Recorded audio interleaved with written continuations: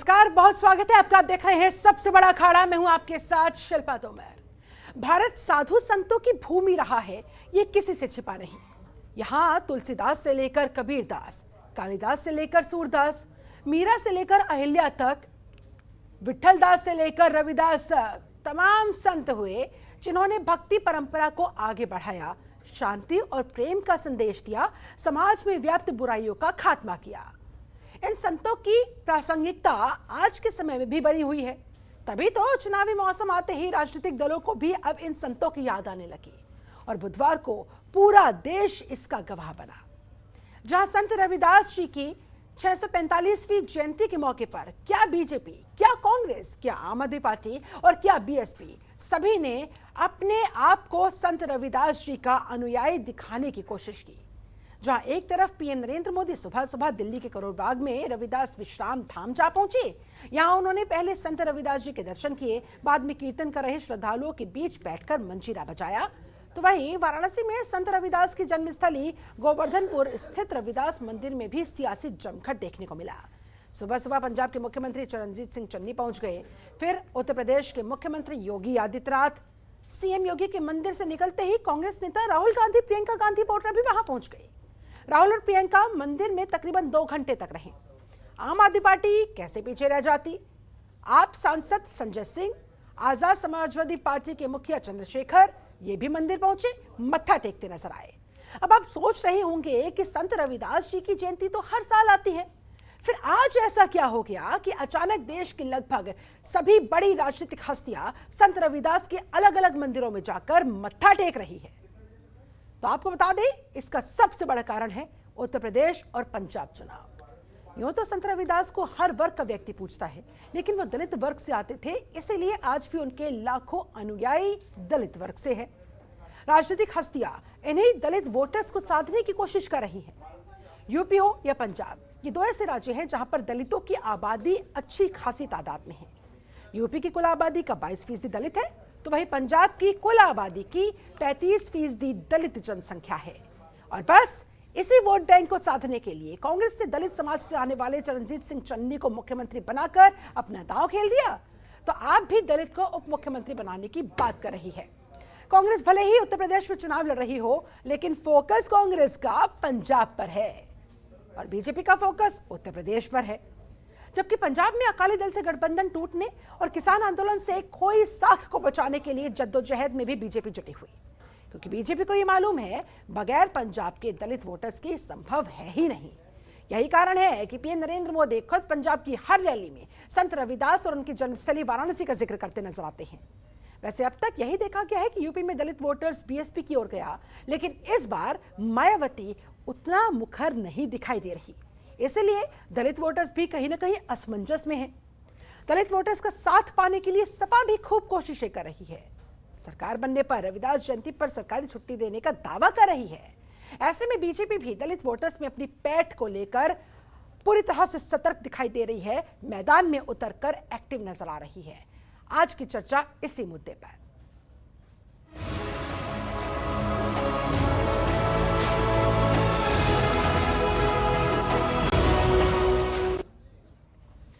तो सबसे बड़ा सवाल, संत रविदास किसके बनाएंगे काज? जी हां, किसका होगा बेड़ा पार?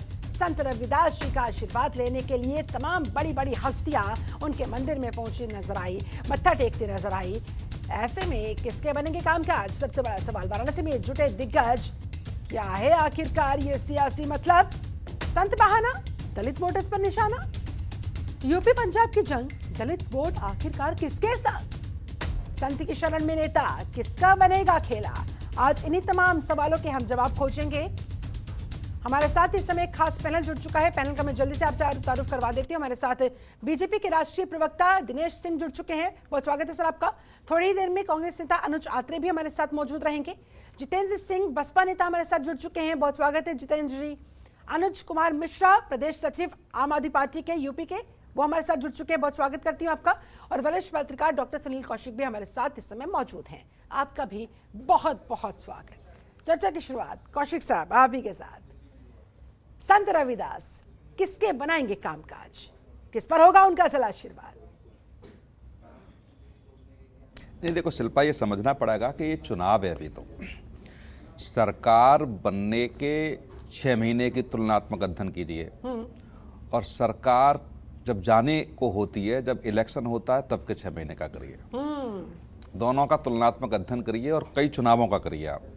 जब सरकार बन जाती है तो उन 6 महीने के शुरू के दिन होते हैं, कोई भी नेता कहीं मंदिर में जाके दिखेगा नहीं, किसी सम्मेलन में आपको नहीं दिखेगा, किसी कार्यक्रम में आपको, जिस तरीके से सोशल कार्यक्रम होते हैं उनमें नहीं दिखेगा। जो चुनाव के समय पे यदि आप छोटा सा भी देवी जागरण करेंगे और वहां आप ससम्मान बुलाएंगे तो वहां भी आने के लिए हाजिर हैं, चाहे देवी जागरण किसी गली में क्यों ना हो रहा हो। तो ये समझना पड़ेगा राजनीति में कि वास्तव में चुनाव के समय नेताओं की क्या मजबूरी रहती है। अब आपने पंजाब से शुरू किया है, तो पंजाब में आप देखिए कि 60 और 40 का रेशियो है सिखों का और हिंदुओं का। उन 60 और 40 में से आप एससी और ओबीसी निकालेंगे तो एससी के आसपास 32% और ओबीसी 30% के आसपास है। और वो डेरों में बटे हुए होते हैं, रविदास और वाल्मीकि। तो जहां आप जिस कार्यक्रम की आप बात कर रही हैं, जहां आदरणीय प्रधानमंत्री जी भी गए हैं, तमाम नेताओं की जहां आपने जिक्र किया है, आप देखिए कि इन डेरों के माध्यम से किस तरीके से माहौल क्रिएट किया जाता है। क्योंकि मैंने कई डेरों का जाकर के सर्वे भी किया और रिपोर्टिंग भी उस पर जाके कई स्टोरी मैंने की है। जो डेरा में जो लोग रहते हैं, भक्त लोग जो रहते हैं, उनको कोई मतलब नहीं है इस देश की राजनीति से। जो डेरा प्रमुख है, जो डेरा का संचालन कर रहा है, वो जिस तरीके से निर्देश देगा कि आज यहाँ वोटिंग होनी है, उसी हिसाब से वहाँ वोटिंग होती है। और आप इस बात को देखिए कि जहाँ पंजाब में 32% के आसपास दलित वर्ग हो, वहाँ बहुजन समाज पार्टी को 2017 में 1.7% वोट मिला, जो दलितों की सबसे बड़ी पार्टी कही जाती है। और 2017 की बात करें कि मोदी लहर के बावजूद भी यदि कांग्रेस की सरकार वहाँ आती है, तो आप समझिए कि दलितों पे कांग्रेस का किस तरीके से वर्चस्व वहाँ पे है। जो डेरा प्रमुख हैं जिस तरीके से जाते हैं, अधिकतर आप पिछले 2 महीने का भी आप जिक्र कर लें तो कोई ऐसा नेता नहीं होगा जो हर डेरा पर न पहुंचा होगा। खाने पीने की व्यवस्था भी वहाँ, राशन भी पहुंचा दिया गया होगा, तमाम जो व्यवस्थाएं होती हैं सारी व्यवस्थाएं हो रही हैं। बगल के राज्य से एक कथित आदरणीय जो जेल में बंद थे वो भी बाहर आ गए हैं, क्योंकि वो भी जहाँ तक जो निकल के बातें आई हैं कि 30-35 सीटों पर उनका भी आधिपत्य है, जहाँ वो जैसे कहेंगे वहाँ वोटिंग होती है। स्पष्ट रूप से जिताने की पोजीशन में और हराने की पोजीशन में उनका इतना परसेंट वहाँ समर्थक हैं कि 30-35 सीटों पर जिताने और हराने की पोजीशन रखते हैं। ऐसे ही आप उत्तर प्रदेश में आ जाइए, आगे की जाके करीब 89 सीट के आसपास यहाँ आरक्षित सीटें हैं। और 2017 में तुलना कीजिए, अब 2017 के बाद अभी 3 चक्रों की आप तुलना कर लीजिए, तीसरे चक्र का होने जा रहा है। हाँ। दूसरे चक्र में 8 आरक्षित सीटें थी, उसमें 7 भारतीय जनता पार्टी के पास थी, 1 सपा के पास थी। तीसरे चक्र की ओर यहाँ 15 आरक्षित सीटें हैं, वहां बसपा 0 है। तो ये समझना पड़ेगा कि दलित वोट बैंक को जो साध लेता है जो राजनीतिक दल, लगभग सत्ता तक वो भी पहुंच सकता है। इसलिए तो आज तमाम सियासी दिग्गजों का जमावड़ा हमें तमाम मंदिरों में देखने को मिला, जो मंदिर संत रविदास जी से जुड़े हुए थे। मैं सीधा अब रुक करना चाहूंगी जितेंद्र सिंह आपका। फिर तो ये कहा जा सकता है कि भाई जयंती तो बहाना है, दरअसल दलित वोटर्स असली निशाना है।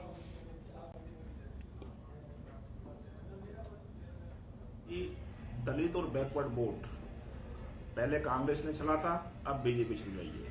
अगर हम उत्तर प्रदेश का चुनाव 2017 का देखें तो बैकवर्ड और एससी को आगे करके बीजेपी ने यूपी में काफी वोट अपनी तरफ लिए, और जब मुख्यमंत्री बनाने की बात आई तो महाराज जी को पलायन करके लेके आ गए। तो मेरा मकसद है, मेरा कहना है कि इस बार बहुजन समाज पार्टी की तरफ, चाहे ओबीसी हो, चाहे वो एससी हो, चाहे ब्राह्मण हो, चाहे वो अल्पसंख्यक हो, पूरी तरीके से लामबंद हो गया है। क्योंकि 2007 में आदरणीय बहन कुमारी मायावती नेतृत्व में जो सरकार बनी थी, वो संत शिरोमणि जो भी हमारे महापुरुष हुए हैं उनके जो सिद्धांत हैं उन पे चलती है, ना कि केवल और केवल दिखावा करती है। मुंह में राम बगल में छुरी वाला काम बहुजन समाज पार्टी नहीं करती है। बहुजन समाज पार्टी विकास में और जो इम्प्लीमेंटेशन है अपने करने में काम पे ज्यादा ध्यान देती है, ना कि केवल वर्बली कुछ बोलना। जो कि अगर कांग्रेस अगर ऐसा था तो फिर आप लोगों से आपका जो कोर वोटर था, दलित वोटर था, वो छिटक क्यों गया, क्यों नाराज हो गया? शिल्पा जी किसने कह दिया ये छटक गया? अगर आप 2007 से 2012 2017 सीटों के आंकड़ों पर भी गौर कर लीजिए। वोट परसेंटेज देखें हाँ। तो 23 जो नहीं सीट छोड़ो ना, बहुजन समाज पार्टी एक विचारधारा है और अच्छा। विचारधारा में जब तक उसका जो तीसरे नंबर की राष्ट्रीय पार्टी है, राष्ट्रीय पार्टी को अगर उसके सपोर्टर अगर बनाए हुए हैं तो तभी तो राष्ट्रीय पार्टी का मापदंड पूरा कर रही है। मेरा कहना मतलब ये है कि सीट अलग हो सकती है, लेकिन बहुजन समाज पार्टी के लॉ एंड ऑर्डर को अगर देखा जाए तो इस बार 2022 के चुनाव में एक तरफा सीटें जीतती जा रही है। पहला चरण और दूसरा चरण जो हुआ है उसमें बहुजन समाज पार्टी लगभग आधी से ज्यादा सीटें जीत रही है। वाह वाह जी वाह। कौशिक साहब जल्दी से इस पर मैं आपका छोटा सा रिएक्शन चाहूंगी, आपके चेहरे के हाव भाव से मुझे कुछ लग रहा है। नहीं, जितेंद्र जी को ये पता नहीं कि वोट प्रतिशत से नहीं, मैनेजमेंट से होता है। 2017 में जहां सुहेलदेव पार्टी को 6 लाख वोट मिले वो 4 सीटें जीती, और जहां कांग्रेस को 56 लाख वोट मिले वहां 7 सीटें आ पाई। तो जो मैनेजमेंट की बात है, और जो 2 चक्रों का जितेंद्र जी जहां इलेक्शन हुआ है, 8 पहले दूसरे चक्र में और 15 तीसरे चक्र में आरक्षित सीटें हैं, बहुजन समाज पार्टी एक भी सीट नहीं ला पाई। तो कम से कम जिस वर्ग की राजनीति बहुजन समाज पार्टी करती है, हाँ। ये बहुजन समाज पार्टी को समझना पड़ेगा। और दूसरा, आपने कहा कि 2007 में सरकार आई थी, सब लोगों ने वोट दिया था, पर रिपीट क्यों नहीं हो पाई? क्योंकि जिस वर्ग की आप नुमाइंदगी कर रहे थे वो वर्ग, मुझे लगता है कि जहां आपने कहा कि इनमें मारो जूता 4, उन्हीं वर्ग के साथ मिलकर आप लोगों ने सरकार बना दी, तो आपका वोट नाराज हो गया। बोला जिस खास वर्ग से हम पीड़ित थे, जो कहा जाता है, जिस तरीके से माहौल बनाया जाता है, वही वर्ग को आपने साथ ले लिया। तो वो जो वर्ग आपने साथ लिया, सर्जन सुखाए के मुद्दे पर काम करती है। नहीं, मैं ये नहीं, वो तो बाद में, वो तो यही जो आपने जितेंद्र जी सर्वजन, मैं बस सुन लीजिए ना, जो आप लाए सर्वजन हिताय सर्वजन सुखाय, उस पर लोगों ने विश्वास नहीं किया ना। वो तो उस पर विश्वास करते थे जो आपका नारा दिया था और पूर्ण बहुमत की सरकार बनाई। 17 में किया और 22 में भी सीधी टक्कर सपा और बीजेपी के बीच कही जा रही है। बसपा का तो कहीं नामो निशान ही इस समय दिखाई नहीं दे रहा है। अभी 2-4 दिन पहले ही मायावती ने बाहर आकर निकलना शुरू किया, अपना संबोधन करना शुरू किया, जनता के बीच पहुंचना शुरू किया। चलिए ठीक है जितेंद्र जी, आप हमारे साथ बने रहे, आपके पास लौटूंगी। रुक करना चाहूंगी दिनेश सिंह, आपका कह रहे हैं बसपा वाले कि भाई आप लोगों की क्या बात की जाए, मुंह में राम बगल में छुरी। शिल्पा जी देखिए, ऐसे संत और महापुरुषों पर राजनीति नहीं होनी चाहिए। ये अच्छी बात है कि कम से कम कुछ लोग अपने डेरा को छोड़कर, और अभी जिसकी बात कौशिक जी कह रहे थे, एक डेरा तो वहां है, एक डेरा ये वाले लोग भी हैं, इनके प्रमुख भी मत्था टेकने पहुंचे हैं। देखिए, ये अगर आप बराबर कहीं जाते हैं तो अच्छी बात है, लेकिन सिर्फ मौके पर आप जाएं और उसको चुनाव की राजनीति से अगर राजनीति करना चाहें तो दूसरी बात है। और संत रविदास जी की एक लाइन है शिल्पा जी, मैं यही कहना चाहूंगा। संत रविदास जी ने कहा था, ऐसा चाहो राज में जहां मिले सबय को अन्न, छोट बड़ो सब सम बसे रैदास रहे प्रसन्न। हम ऐसे समाज की परिकल्पना चाहते हैं, हम ऐसा समाज चाहते हैं जहां सबको अन्न मिले और एक साथ रहकर सब प्रसन्न रहें। तो कौन सा ऐसा शासन था, किसकी ऐसी सरकार आई जिसके सरकार में सबको अन्न मिल रहा है? जिस प्रदेश में रविदास जी के जन्म स्थल पर लोग गए हैं, एक बार नहीं 2-2 बार राशन देने का काम कौन किया है? और लेकिन अन्न देने वाला अन्नदाता तो खुद आपसे इतना नाराज है। नाराज कोई नहीं शिल्पा जी, आप देखिएगा परिणाम। हम इनकी तरह बड़ी बड़ी बातें नहीं करेंगे। एक तो 10 मार्च के बाद सब स्पष्ट हो जाएगा, उसमें कौन सी बात है। साथ को आज क्या 2014 में लोग कह रहे थे। उसमें शिल्पा जी बोलिए जितेंद्र जी। नोटबंदी, जीएसटी और कोरोना का आपदा काल, उसमें जिस तरह जनता त्राई कर रही थी, ना ऑक्सीजन मिल रही थी, ना दवाई मिल रही थी, ना बेड मिल रहा था, और ना ही क्रिमिनेशन की लकड़ी मिल रही थी, और गंगा में तैरती हुई लाशें, ये वानगी थी इस गवर्नमेंट की। किसको क्या करना, क्या चलिए ठीक है, गवर्नमेंट की अगर ये नाकामी थी तो फिर जनता आपसे ये भी तो पूछेगी ना कि बसपा उस समय कहाँ थी, क्यों जनता की मदद के लिए गली गली कुछ बसपा के लोग नजर नहीं आए हैं। चलिए ठीक है, ये मुद्दे के सद तक जनता को अपील कर पाएंगे। जल्दी की सत्ता किनसे कनेक्ट कर पाएगी, आने वाला वक्त बताएगा। मैं जल्दी से इस पर ओपनिंग रिमार्क चाहूंगी। हमारे साथ आम आदमी पार्टी की तरफ से अनुज कुमार मिश्रा भी जुड़े हुए हैं। आऊंगी दिनेश जी, आऊंगी एक एक करके मैं जल्दी से ओपनिंग रिमार्क ले लेती हूँ। आऊंगी सर, जवाब दे देते, आऊंगी सर।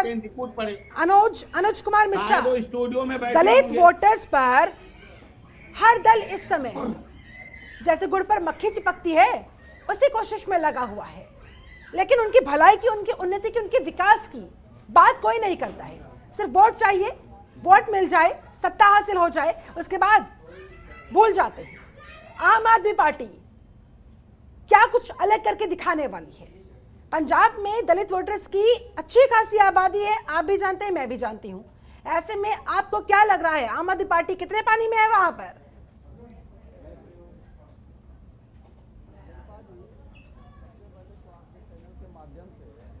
आम आदमी पार्टी की तरफ से पूरे देश को संत शिरोमणि रविदास जयंती पर मैं बधाई देता हूँ। आपको भी सर, आपको भी बधाई। अब मैं आपकी बात का जवाब देता हूँ कि संत शिरोमणि रविदास एक छोटा नाम नहीं, एक बहुत बड़ी विचारधारा है और ये एक वो संत है जिससे आज के संतों को सीखने की जरूरत है।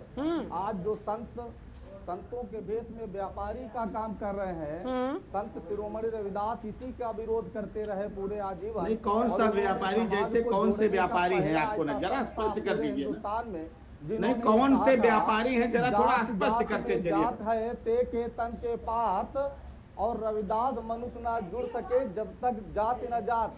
तो आज इन लोगों को सीखने की जरूरत है जिनका चेहरा छुपाने के लिए जगह नहीं मिल रही है, जिनके विधायक हाईवे जाके के वोट मांग रहे हैं, गांव में घुसने की हिम्मत नहीं कर पा रहे हैं, जो अन्नदाता के नाम पे ये बता रहे हैं कि नहीं सभी खुश हैं, समझ गए होंगे आप, करके घर में लोगों को बिठाने का कार्य कर रहे हैं।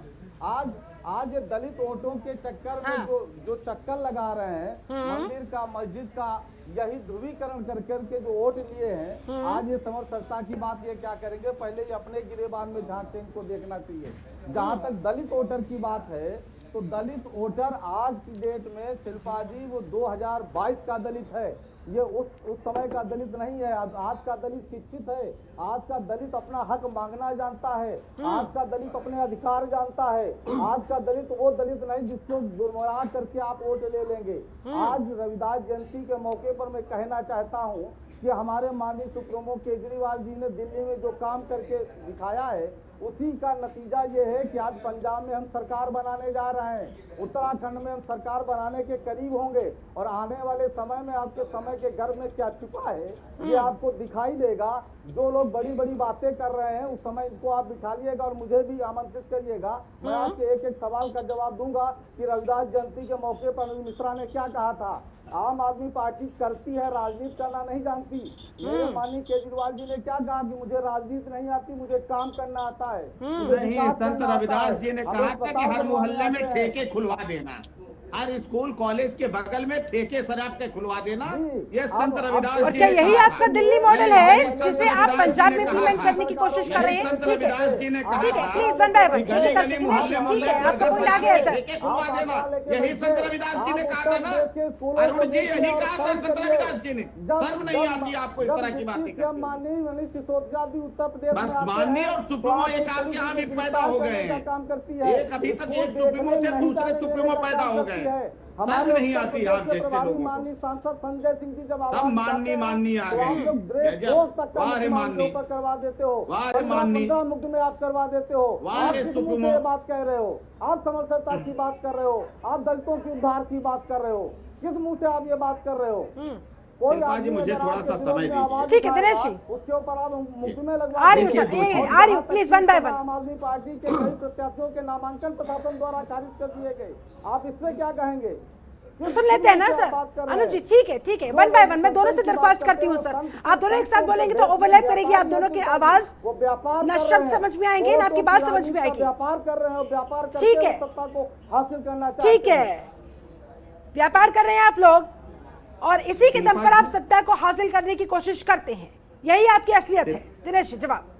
शिल्पा जी, देश देखिए, मैं किसी के बीच में बोलता नहीं हूँ और इन्होंने जितने देर इन्होंने बोला उतना ही समय मुझे भी दे दीजिएगा बिना रोक के। बस मैं ये कह रहा था, देखिए दिखावे की राजनीति दूसरी है। आज ये कह रहे हैं कि 22 का दलित, तो 22 का दलित आज निश्चित तौर पर 22 का दलित जागरूक हुआ है उसको जागरूक किसने किया?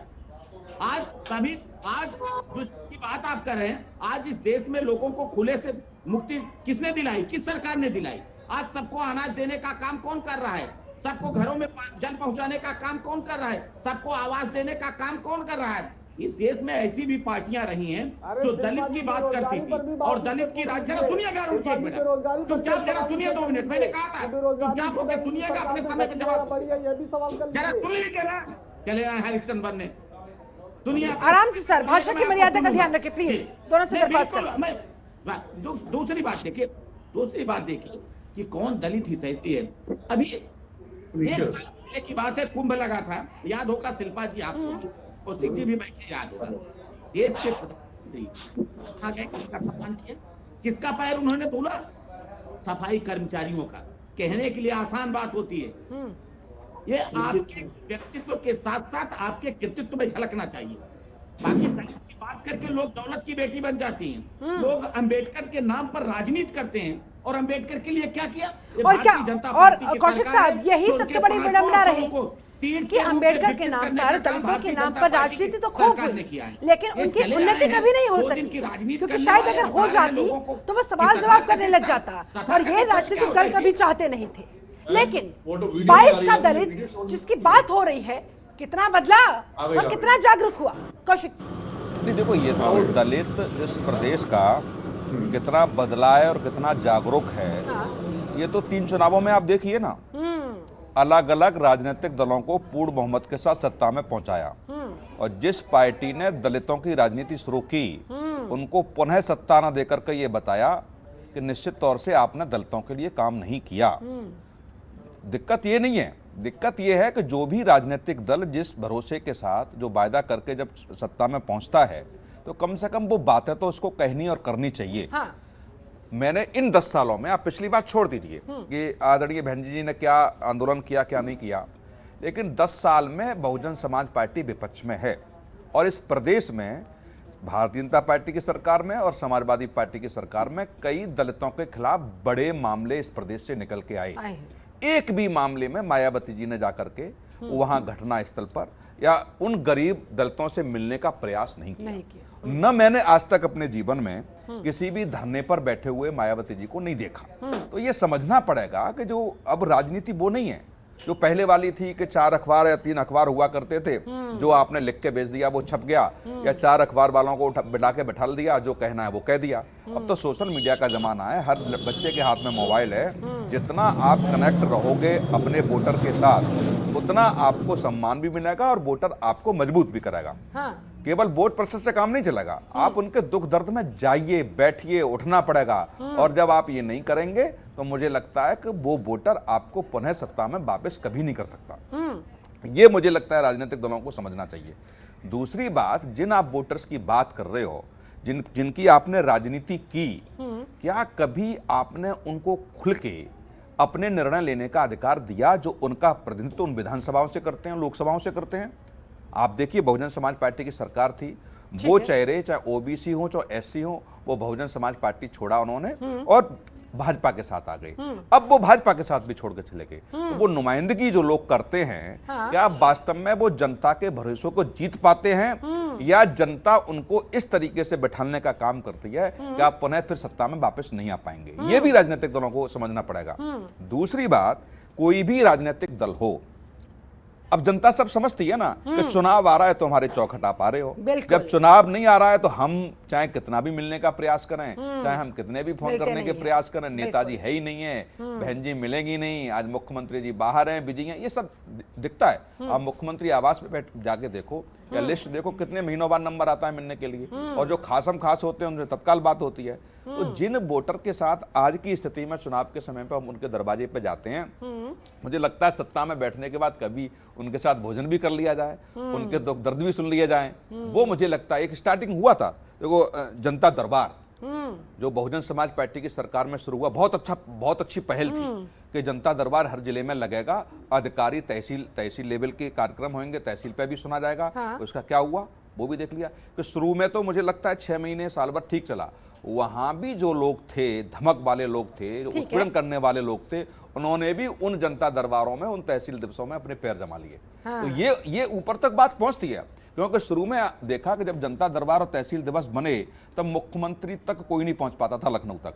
और एक साल बाद आपने देखा कि वही जिले से, तहसील से निकल कर मुख्यमंत्री जहां जनता दरबार लगाते थे वहां लाखों की संख्या में। क्या संदेश जनता तक पहुंचा और उसके बाद फिर बसपा का हश्र देख लीजिए, समझा जा सकता है। चलिए ठीक है, आपके पास लौटूंगी। हमारे साथ इस समय कांग्रेस नेता अनुज आत्रे जी भी जुड़ चुके हैं। अनुज जी, बहुत स्वागत करती हूँ आपका इस खास चर्चा में। अनुज जी, संत बहाना, दलित वोटर्स पर निशाना, खासतौर पर पंजाब में कैसे आप लोग अपनी सरकार बचा पाएंगे अगर यही दलित वोटर्स, यही दलित वोट बैंक खिसक गया तो? क्योंकि सारे दल अपने अपने पक्ष में इस वोट बैंक को करने की जुगत में लगे हुए हैं और आज इसकी बानगी आपने देख ही ली होगी सुबह से।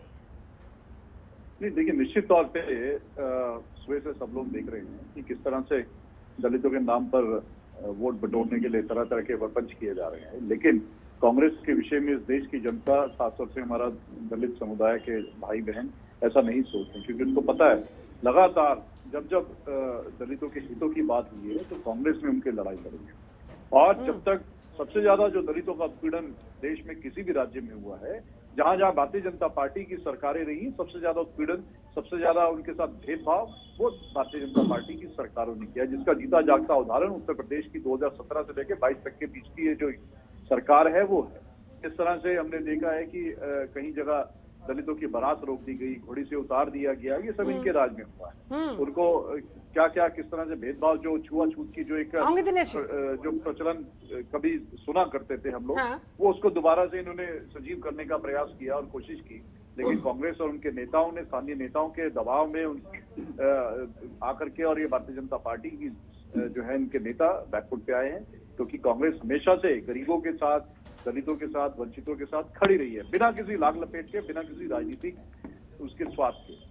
ये लगता है कि चाहे आप बहुजन समाज पार्टी देख लीजिए, कि जैसा भी कौशिक जी बोल रहे थे, बिल्कुल मैं उनकी बात से सहमत हूँ कि जो दलितों के नाम पर जिन्होंने अपनी पार्टी का गठन किया हो और दलितों के नाम पर ही केवल वोट किया हो, किसी भी दलित के जब उनके ऊपर उत्पीड़न होता है तो मायावती जी नहीं खड़ी होती।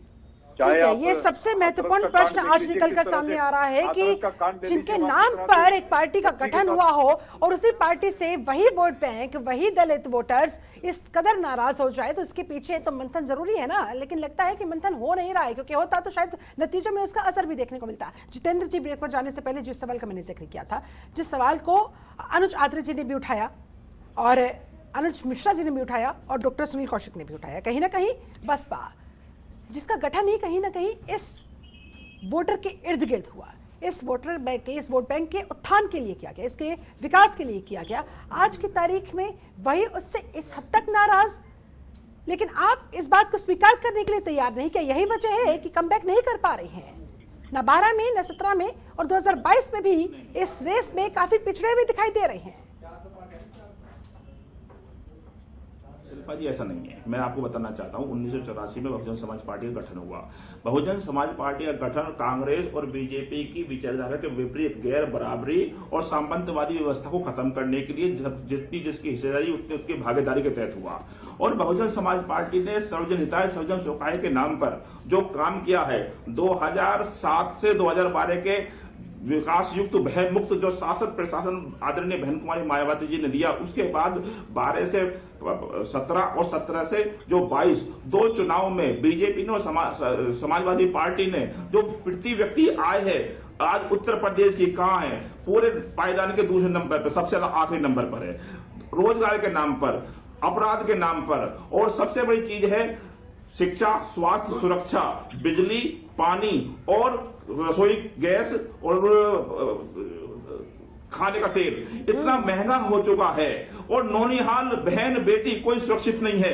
इन सब का कोई ना कोई जिम्मेवारी केवल भारतीय जनता पार्टी की और उससे पहले समाजवादी पार्टी की है। बहुजन समाज पार्टी सर्वजन हिताय और सर्वजन सुखाय के पर डिपेंड होकर मात्र केवल और केवल जो दलित की, बहुजन समाज पार्टी को दलित की पार्टी बताना चाहते हैं, वो कहीं ना कहीं इसके साथ राजनीति करते हैं। सबसे बड़ा सवाल अगर मैं आपसे कहना चाहूं कि इस बार 2022 के चुनाव में आदरणीय बहन कुमारी मायावती जी को एक मुफ्त वोट केवल और केवल शासन प्रशासन और लॉ एंड ऑर्डर के नाम पर मिल रहा है। और आप कितने कॉन्फिडेंट है तो ये भी बता दीजिए। आज मैं नोट डाउन कर लेती हूँ, फिर 10 मार्च को आपसे बात करूंगी। कितनी सीटें फिर बसपा अपने दम पर लाने वाली है वहाँ? एब्सोल्यूट मेजोरिटी में सरकार बनाने जा रही है आदरणीय बहन कुमारी मायावती जी। और अभी तक 2 चरण में चुनाव हो चुके हैं, उसमें 80 से ज्यादा सीट जीत रही है बहुजन समाज पार्टी। ठीक है सर, दावे तो आपने कर दिए हैं। इसमें तो दम है, जितेंद्र सिंह की बात में दम है। हाँ। कि सरकार में तो होगी बहुजन समाज पार्टी। हाँ। सत्ता भी बनाएगी। अब किसके साथ होगी, क्या होगा, किस तरीके से माहौल बनेगा, ये सब कह रहे अपने दम पर होगी। चलिए ठीक है, रुक करना चाहूंगी दिनेश सिंह का। दिनेश जी कह रहे हैं कि भाई पहले सपा ने कहीं का नहीं छोड़ा उत्तर प्रदेश को, और उसके बाद जो बची हुई कसर थी वो भारतीय जनता पार्टी ने पूरी कर दी। और देखिए आज प्रदेश को कहां से कहां पहुंचा दिया। आज जनता त्राहिमाम कर रही है, महंगाई बेरोजगारी अपने चरम पर है।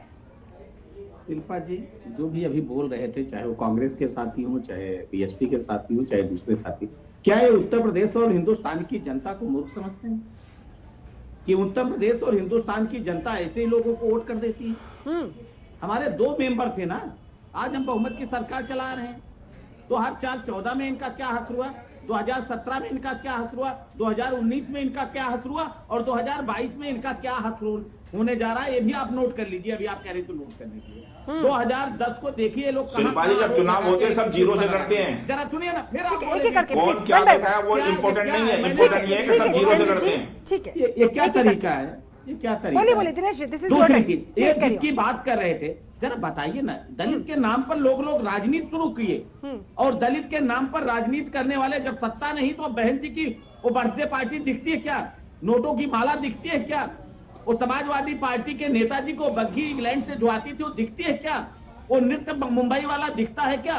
चाहे वो कांग्रेस पार्टी हो, चाहे समाजवादी पार्टी हो, चाहे बहुजन समाजवादी पार्टी हो। जरा सुनिए एक मिनट, ये लोग सिर्फ समाज को बांटो और राज करो की नीति पर इन्होंने काम किया। ये सारे लोग एक समाज का काम करते हैं। भारतीय जनता पार्टी सबका साथ, सबका विकास, सबके विश्वास और सबके प्रयास पर काम करती है। लेकिन कहीं ये वोट बैंक आपसे खिसक न जाए, इसलिए तो आज पीएम मोदी से लेकर सीएम योगी तक मत्था टेकते नजर आए। 10 सेकंड बिल्कुल नहीं टूटना चाहिए। हम तो कह रहे हैं कम से कम भारतीय जनता पार्टी ने कर दिया शिल्पा जी कि जो लोग कभी मंदिर जाने से कतराते थे, आज वो मंदिर जाना शुरू कर दिए हैं। और दूसरी चीज शिल्पा जी, एक चीज और नोट करिए, इस चुनाव में अनुज जी सवाल का जवाब मैं आपसे लूंगी। जो लोग मंदिर जाने से कतराते थे, बीजेपी ने देखिए उन्हें मजबूर कर दिया। अनुज यात्रे किसी कांग्रेस के नेता को जालीदार टोपी लगाए हुए, किसी समाजवादी पार्टी के नेता को जालीदार टोपी लगाए हुए, ठीक है, किसी बीएसपी के साथी को जालीदार टोपी लगाए हुए, क्या हो गई स्थिति इनकी? आप सबके लिए काम करिए, आप समाज निर्माण के लिए काम करिए, जिसकी बात संत रविदास जी ने किया था, जिसकी बात पंडित दीनदयाल उपाध्याय जी ने किया था। अंतिम पायदान पर अंतिम व्यक्ति का जब उत्थान होगा तभी समाज और राष्ट्र का उत्थान होगा। आप लोगों ने अपने अपने परिवार का उत्थान किया है, बहन जी ने। ठीक है, परिवारवाद को लेकर भारतीय जनता पार्टी उत्थान कर लिया, हमेशा से ही विपक्षों को निशाने पर लेती रही है, चाहे वो सपा हो चाहे वो कांग्रेस हो। चलिए ठीक है, अनुज यात्रे जी, जो लोग मंदिर जाने से कतराते थे, आज तस्वीरें देखी देश ने, बीजेपी कह रही है कि देखिए हमने मजबूर कर दिया असलियत सामने लाने के लिए। देखिए यही तो इनका ढोंग है और यही इनका प्रपंच। कौन मंदिर जाने से कतराते थे और कौन लोग दूसरे की जालीदार टोपी का अपमान करते थे, ये देश की जनता ने। कांग्रेस का तो शुरू से यही परंपरा रही है, संस्कार रही है कि हमारे शुरू से ही कहना है कि हिंदू मुस्लिम सिख ईसाई आपस में सब भाई। लेकिन एक ये इस देश में ये जब से ये पार्टी आई है, इस देश की जो गंगा जमुनी तहजीब को इन्होंने विभाजन करने का काम किया है। जो अंग्रेज जो नीति लेकर के आए थे, उसी नीति को ये काले अंग्रेज इस देश में लागू कर रहे हैं। ये उसी को लागू करके वही अंग्रेजों ने आपकी पार्टी की स्थापना दी। फिर अभी दूसरों को शिक्षा का पाठ पढ़ा रहे हैं, खुद बोल पड़े। इतना अभी आप जैसे आपको पसंद नहीं आता कोई बीच में बोले प्लीज। हमने कहा इतना याद दिला दूं ना। नहीं मत याद दिलाइए, सब याद है देश की जनता को। याद रखना चाहिए उत्तर प्रदेश की, आपको भी उत्तर प्रदेश की। हाँ, आप भी नोट करा दीजिए शिल्पा जी को कितनी सीटें ला रहे हैं। मुझे लगता है आप इनको और समय दे दीजिए, इन्हीं को अकेले 1 to 1 कर लिया कीजिए, हम सुनेंगे। देश की जनता समय दे रही है अनुज जी, उत्तर प्रदेश की सर जनता चिड़िए समय मत दे रही है। प्लीज, एक दूसरे के बीच में इंटरप्ट खुद करते भी हैं और फिर जब दूसरा कर देता है तो फिर आप लोगों को बुरा भी लग जाता है। जल्दी से अनुज जी अपनी बात पूरी करें, उसके बाद मैं रुक करूंगी। शुक्रिया अनुज मिश्रा जी, आईना दिखाने के लिए शुक्रिया आपका। बोलिए, देखिए, मैं फिर वही कह रहा था कि ये जिस तरह से ये लोग देश को विभाजन करने का काम करते हैं, अभी तक हिंदू मुस्लिम के नाम पे इन्होंने विभाजित किया और अब ये बड़े पिछड़ों के नाम पे भी इसी सरकार में हमने देखा है इस तरह से संविधान को छेड़छाड़ करा। किसने सरकार ने, कांग्रेस ने इनको आरक्षण दिया, कांग्रेस ने बाबा साहब के साथ मिलकर के कांग्रेस की सरकार ने संविधान का निर्माण कराया, संविधान को लागू कराया, जिसमें सबको जो है कहीं ना कहीं संरक्षण प्राप्त हुआ। लेकिन जब से यह सरकार आई, क्या भूल सकते हैं उत्तर प्रदेश की जनता, पश्चिम उत्तर प्रदेश का, वो जिस तरह से दलितों का जो आंदोलन हुआ था, किसलिए हुआ था? इसमें संविधान से छेड़छाड़ करी थी। ये दो मुंह साथ जो बैठ करके जो विशाली अपनी जो सर्प का यहाँ पे काम कर रहे हैं, जनता को बांटने का काम करते हैं, मुंह में राम बगल में छुरी का काम करते हैं। जनता इनको दिखाएगी, आईना दिखा रही है जनता इनको 2 चरणों में। और आज मंदिर मंदिर जाकर मत्था टेक रहे हैं। चलिए ठीक है दिनेश, जल्दी से इस पर आपका छोटा सा रिएक्शन, इसके बाद अनुज मिश्रा। बाबा साहेब का नाम ले रहे हैं अनुज जी, इनकी पार्टी किस मुंह से बाबा साहेब का नाम लेती है? बाबा साहब के खिलाफ चुनाव लड़ाने वाले लोग अब ये कह रहे हैं बाबा साहब की बात कर रहे हैं। कम से कम ठीक है जितेंद्र जी प्लीज, आऊंगी सर आपके पास, आपका रिएक्शन भी लूंगी। एक सेकंड, पहले दिनेश जी को विकसित करने का काम किसने किया? बहुजन समाजवादी पार्टी ने किया, समाजवादी पार्टी ने किया, कांग्रेस ने किया। मैं तो यही बार बार कह रहा हूं कि आपने दलितों के नाम पर सिर्फ राजनीति की है।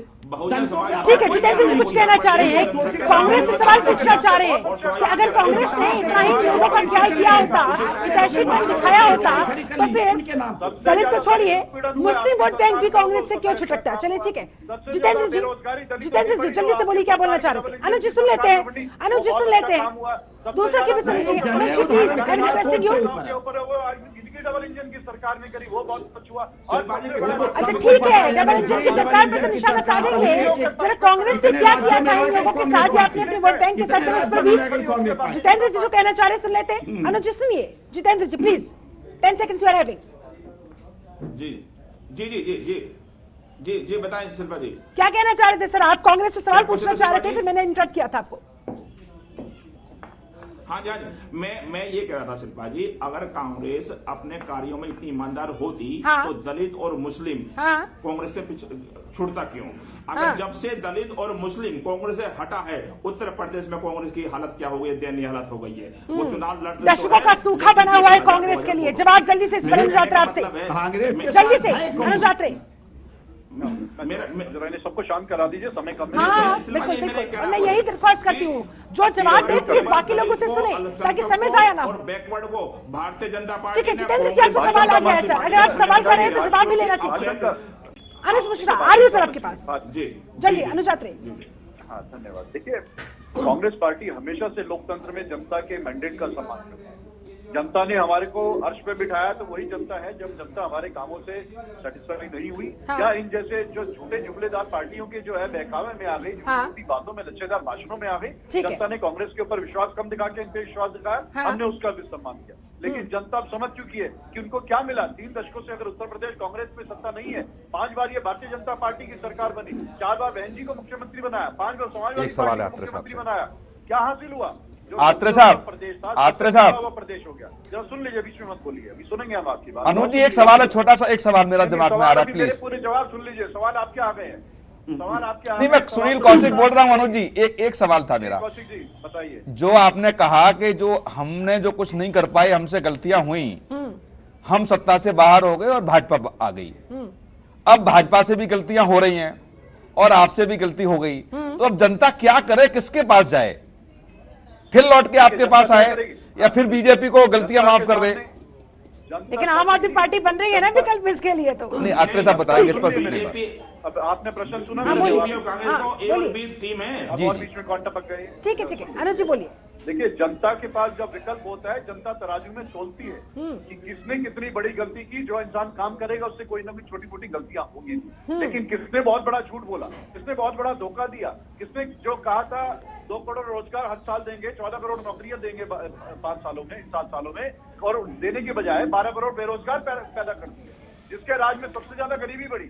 हमने 23 करोड़ जो है गरीबी रेखा से ऊपर दलितों को और तमाम लोगों को जो है गरीबी रेखा। लेकिन दुख फिर इसी बात पर पहुंचता है कि जब जनता विश्वास कर लेती है, अपना इतना महत्वपूर्ण, इतना बेशकीमती वोट दे देती है, उसके बाद फिर उसके साथ धोखा हो जाता है, फिर जनता पछताने के अलावा उसके पास फिर कुछ नहीं बचता है, फिर 5 साल इंतजार करने के अलावा। ये जनता को समझना पड़ेगा कि छोटा प्रॉमिस और बड़ा प्रॉमिस, हाँ। जैसे अनुरात्री साहब ने कहा छोटी गलती और बड़ी गलती। हाँ। अब ये जनता करे कि कांग्रेस ने छोटी गलती की, भाजपा ने बड़ी गलती की, चलिए ठीक है, और उसके हिसाब से वोट करे। हाँ। लेकिन गलतियां आखिर कब तक होती रहेंगी राजनीतिक दलों से, ये समझना पड़ेगा ठीक है। कि जिस विश्वास के साथ जनता आपको सत्ता तक पहुंचाती है, अब जनता समझदार हो चुकी है, बिल्कुल अपने विवेक के साथ, जागरूकता के साथ वो काम लेने लगी है। अनुज मिश्रा बहुत देर से इंतजार कर रहे हैं। अनुज आत्रे जी, देखिए सर, सबका समय कीमती होता है। देखिए, मैं कौशिक जी की बात का एक जवाब दूंगा कि जल्दी से 10 सेकंड। हमारी गलतियों पे जिनसी तौर पे जनता ने हमको गलतियों का दंड दिया, ठीक है। लेकिन भारतीय जनता पार्टी पे जनता इनको दंड नहीं दे रही है, इनसे नफरत कर रही है। आज हालात ये हो गया कि जनता, देश की जनता भारतीय जनता पार्टी से नफरत कर रही है। ठीक है सर, वो आने वाला वक्त बताएगा। अनुज कुमार मिश्रा हमारे साथ लगातार जुड़े हुए आम आदमी पार्टी की तरफ से। अनुज जी, हर दल इस समय मुंह बाय बैठा हुआ है, ऐसे में आम आदमी पार्टी कैसे जनता तक अपनी बात को पहुंचा पाएगी, कैसे उसे कन्विंस कर पाएगी, और खास तौर पर दलित वोटर्स को? बहुत बड़ी और महत्वपूर्ण भूमिका होती है दलित वोटर्स की। शिल्पा जी, बहुत बहुत धन्यवाद, आपने मुझे दोबारा समय दिया। इसके लिए ऐसा है कि देखो, आम आदमी पार्टी हिंदू, मुसलमान, दलित, सवर्ण ये सब नहीं करती। आम आदमी पार्टी राजनीति करना नहीं जानती, आम आदमी पार्टी काम करना जानती है, और उसने दिल्ली में काम करके दिखाया है। पहली चीज, भारतीय जनता पार्टी के नेताओं के साथ सबसे बड़ा जो दुख है वो ये है, इनसे आप जब सवाल पूछ लेते हो तो आप देशद्रोही हो जाते हो या आक्रामक हो जाते हैं। इनसे बेरोजगारी पे सवाल मत पूछिए, इनसे उन लड़कियों के बारे में सवाल मत पूछिए जो बच्चियों के साथ घटनाएं घटी। इनके बड़े बड़े नेताओं की जुबान पे दही रखा हुआ था, कोई एक स्टेटमेंट नहीं आता है। इस उत्तर प्रदेश में सुहागिन महिलाओं ने अपना सर बनवाया, इससे बड़ी बात क्या हो सकती है सर मानने के लिए नेताओं को? लेकिन ये आक्रामक हो जाएंगे, ये क्रोध में आ जाएंगे, ये आरोप लगाएंगे। आम आदमी पार्टी आरोप प्रत्यारोप की राजनीति नहीं करती, आम आदमी पार्टी को काम करना आता है। लेकिन अनुज आत्रे जी, जिस दिल्ली मॉडल के दम पर आप पंजाब में जा रहे हैं, गोवा में गए, आप उत्तराखंड में गए, और अब आप तीसरे चरण के तहत उत्तर प्रदेश में भी तैयारी में है। अनुज जी, सवाल तो सुनिए। अनुज मिश्रा, आप इसी काम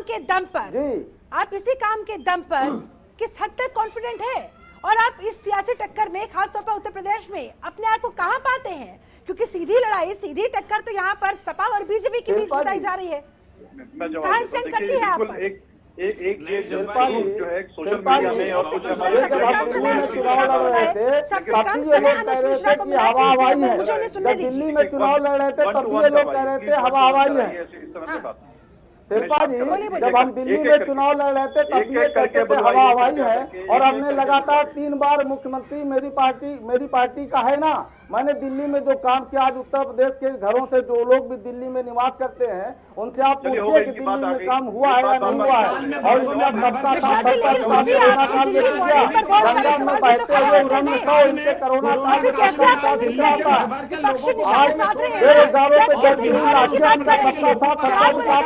पूरा कर रहा था। आज ये हिंदू मुसलमान अगला पिछड़ा की राजनीति करने वाले लोग अब उत्तर प्रदेश की जनता इसको बर्दाश्त नहीं करेगी। आने वाले समय में आम आदमी पार्टी, शिल्पा जी, आने वाले टाइम में आम आदमी पार्टी देश का विकल्प बन के उभर रही है, और लगातार जनता हमको प्रेम कर रही है, प्रेम दे रही है, और हम ऐसे ही अनवरत रूप से आगे बढ़ते चले जा रहे हैं। कौशिक साहब, जाहिर सी बात है, जब बीजेपी से उम्मीदें खत्म हो जाए या फिर कांग्रेस से उम्मीदें खत्म हो जाए, तो आम आदमी पार्टी कह रही है कि हम विकल्प का काम कर रहे हैं, और इसी तरह से हम आगे बढ़ते जाएंगे, देश को आगे बढ़ाते जाएंगे। और देखिएगा, ऑटोमेटिकली तमाम वोट ऑटोमेटिकली घूम फिर कर आप पर करेंगे। बिल्कुल विकल्प है ना। बगल में दिल्ली में एक के साथ एक फ्री मिल रही है, पंजाब में जाके कहते हैं हम नशा मुक्त कर देंगे पंजाब को, और दिल्ली में लाइन लगी हुई है, एक के साथ एक फ्री दे रहे हैं। तो ये तो समझ रहे हैं ना सारे लोग, जो केजरीवाल जी ने जिस भरोसे के साथ सत्ता में बैठे थे ठीक है। और चुनाव के समय पे जो पंजाब में स्पीच दे रहे हैं, ठीक है, जहां जहां पंजाब की सबसे बड़ी समस्या नशाखोरी है, तो दिल्ली की जनता ने देख लिया उनको। मैं तो कल निकल भी नहीं पा रहा था कई जगह से, इतना जाम था कि लोग लेने के लिए लाना एक के बाद एक प्लेट के साथ एक मिल रहा है। क्या ऐसा बनाना चाहते हैं आप उत्तर प्रदेश को भी और पंजाब को भी? शिल्पा जी, दिल्ली में अगर लगातार जनता ने लगातार 3 बार माननीय केजरीवाल जी को अगर वहां का मुख्यमंत्री बनाया है, तो इसी का जवाब इसी लाइन में है। अब इनसे सवाल करिए कि सवाल का जवाब सवाल नहीं होता, सवाल का जवाब जवाब होता है। मिश्रा जी, आपका कहने का तात्पर्य यह है कि दिल्ली की जनता यही चाहती है जो आजकल हो रहा है। हम पंजाब में सरकार आपको दे रहे हैं, अच्छी सरकार दे रहे हैं। जाहिर सी बात है, जवाब है नहीं इसका, तो फिर क्या जवाब दें? लोग उत्तर प्रदेश सभी लोगों से जल्दी फाइनल कमेंट चाहूंगी। जितेंद्र सिंह, काम किया है, हमने चिकित्सा पे काम ठीक है सर, आपने जो काम किया है, आप जिस मॉडल पर काम कर रहे हैं और जिस मॉडल का आप दावा ठोक रहे हैं, जनता किस हद तक विश्वास करती है आने वाला वक्त बताएगा। ठीक है सर, आगे आपके दावे, आगे आपकी बातें लेकर के उनके सामने नहीं जा रहे। ठीक है अनुज मिश्रा, ठीक है सर, फाइनल कमेंट चाहूंगी, समय की कमी है, जल्दी से जनता अनुज सुन तो लीजिए। ठीक है, जनता प्रेम दे रही है, ठीक है, ढेरों शुभकामनाएं आपको। जाते जाते जल्दी से जितेंद्र सिंह, आपका फाइनल कमेंट क्या होगा दलित वोट बैंक का? क्या भारतीय जनता पार्टी से छिटक कर या अन्य तमाम दलों को पछाड़ कर ये आपके पाले में एक बार फिर से आएगा? 2022 में बीएसपी की किस्मत चमकाएगा? शिल्पा जी, ये तय हो चुका है, उत्तर प्रदेश में 26% से ज्यादा दलित रहता है। 26% के साथ 18% अल्पसंख्यक जुड़ गया है और बाकी बैकवर्ड और ब्राह्मण समाज ने ठान लिया है बहुजन समाज पार्टी को, आदरणीय बहन कुमारी मायावती को 5 बार मुख्यमंत्री बनाना है। 10 मार्च को पता पड़ जाएगा। शिल्पा जी, मैं आपके साथ बैठूंगा और जब तय होगा 2022 10 मार्च को ये तय हो जाएगा। बहुजन समाज पार्टी पता लगेगा ये बीएसपी का कॉन्फिडेंस था या ओवर कॉन्फिडेंस। चलिए ठीक है, जाते जाते जल्दी से अनुजात्री, फाइनल कमेंट आपका। देखिए, फाइनल कमेंट में इतना ही कहना चाहूंगा शिल्पा जी कि ये झूठों की जो है राजनीति से देश की जनता त्रस्त आ चुकी है। खासतौर से जहां जहां ये डबल इंजन की झूठी सरकार चल रही है, वहां तो सबसे ज्यादा बदहाल हुआ है। और उससे बड़ी जो ये एक ए पार्टी और बी पार्टी और ये गुरु चेले वाली पार्टी है, जो आम आदमी पार्टी भी भारतीय जनता पार्टी के बिल्कुल उसके पूरक है, उसी की डाल और बात चलती है। दिल्ली में कहते हैं कि हम यहाँ पर जो है एक के साथ एक शराब की बात अभी कौशिक जी ने बता दी, पंजाब में जाके बोलते हैं नशा मुक्त। यही उत्तराखंड और गोवा और पंजाब में जाके कहते हैं युवाओं को हम 5000 बेरोजगार भत्ता देंगे। दिल्ली में 14 लाख बेरोजगारों ने इनसे नौकरी मांग रखी है अरविंद केजरीवाल जी से। सरकारी जॉब पोर्टल में अपना आवेदन कर रखा है, वहाँ उनको 1 रुपया नहीं देते हैं। वहाँ आरटीआई के जवाब में कहते हैं कि यहाँ कोई प्रावधान नहीं है, जहाँ सरकार नहीं है वहाँ उनकी ईमानदारी की हकीकत खुद ब खुद सामने आ जाती है। अनुज मिश्रा, जाते जाते फाइनल कमेंट जल्दी से सर। शिल्पा जी, इनसे ये पूछ लीजिए, दिल्ली के बजट में उत्तर प्रदेश के बजट में पहली चीज कितना बड़ा अंतर है? पहली चीज तो ये है, ये जिसकी बात कर रहे हैं, उत्तर प्रदेश में इनको बेरोजगारी नहीं दिखती, उत्तर प्रदेश में इनको गरीब नहीं दिखता, उत्तर प्रदेश में इनको मजदूर नहीं दिखता, लेकिन इनको जितनी बेरोजगारी है सब दिल्ली में ही नजर आती है। अगर हमने दिल्ली में कोई काम नहीं किया था, मेरा एक ऐसा नेता, पूरे देश का एक ऐसा नेता जिसका नाम केजरीवाल है, जिसने कहा, भरे मंच से कहा, लेकिन फिर से सवाल पूछा जाएगा ना आपकी पार्टी से कि दिल्ली में आप एक के साथ एक फ्री कर रहे हैं और पंजाब में आप नशे के खिलाफ जंग की बात कर रहे हैं, कैसे विश्वास किया जाए आप पर? पे इतनी बड़ी बात नहीं कही शिल्पा जी, कोई नहीं कह पाया इतनी बड़ी बात। हमारे माननीय केजरीवाल जी ने बात कही, अगर मैंने काम किया हो तभी मुझे वोट दीजिएगा। चलिए ठीक है, जनता पर छोड़ देते हैं। दिनेश जी, 10 सेकंड आपके पास, समय की कमी है, जल्दी से फाइनल कमेंट।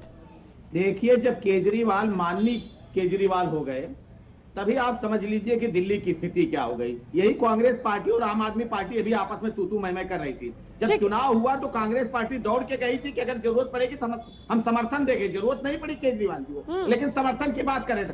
आज दलित वोट नहीं, इन लोगों ने किया था, ऊंच नीच, हिंदू मुस्लिम दलित अगड़ा पिछड़ा।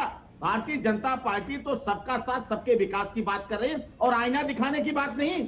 छिटक कर कहां जाएगा भारतीय जनता पार्टी का जनाधार? लेकिन फिर सबसे ज्यादा आरोप पोलराइजेशन का आप ही की पार्टी पर लगता है, इस बात को भी ध्यान में रखिएगा।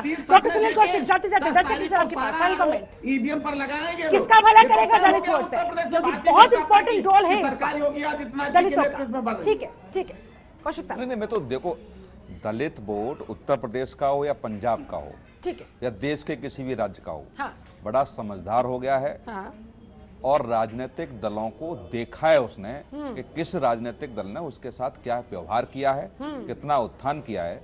और मुझे लगता है कि 20 साल का भी श्वेत पत्र जारी हो जाए सारे राज्यों का, तो सब पोल खुल जाएगी सारे राज्यों की क्या स्थिति है। तो बिल्कुल। जो 2022 में दिखेगा दलितों को, ठीक तो है। वास्तव में उनका हितैषी कौन है, हाँ। लगता है दलित वहीं जाना चाहिए और उन दलितों को समर्थन भी उसी दल का करना चाहिए जो विश्वास और भरोसा उनको लगता हो अंदर से कि कंधे से कंधा मिला करके उनके बीच कनेक्ट और ये होकर हकीकत के सामने आ इस जाएगी 10 मार्च को। राजनीतिक दल ने लड़ाई लड़ी है। ठीक है, बहुत बहुत शुक्रिया आप सभी खास मेहमानों का मेरे साथ इस चर्चा में जुड़ने के लिए, समय निकालने के लिए बहुत बहुत धन्यवाद। तो कुल मिलाकर 22 का दलित कितना बदला है, कितना जागरूक हुआ है, ये आने वाला वक्त बताएगा। फिलहाल दावे और वादे तो इन राजनीतिक दलों के साइड बाय साइड चल ही रही हैं, लेकिन अंतिम फैसला दलित वोटर्स को खुद लेना है, और वो क्या लेगा 10 मार्च को स्पष्ट हो पाएगा। चलिए, मेरे साथ इस चर्चा में जुड़ने के लिए आप सभी का बहुत शुक्रिया। बने रहिए जनता तंत्र टीवी के साथ। नमस्कार।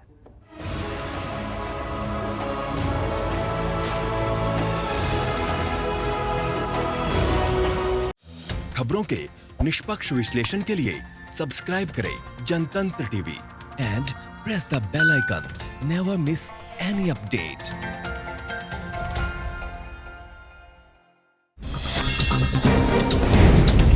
डाउनलोड कीजिए जनतंत्र टीवी ऐप को, जो कि अवेलेबल है गूगल प्ले और ऐप स्टोर पर। अधिक जानकारी के लिए अभी डाउनलोड करें।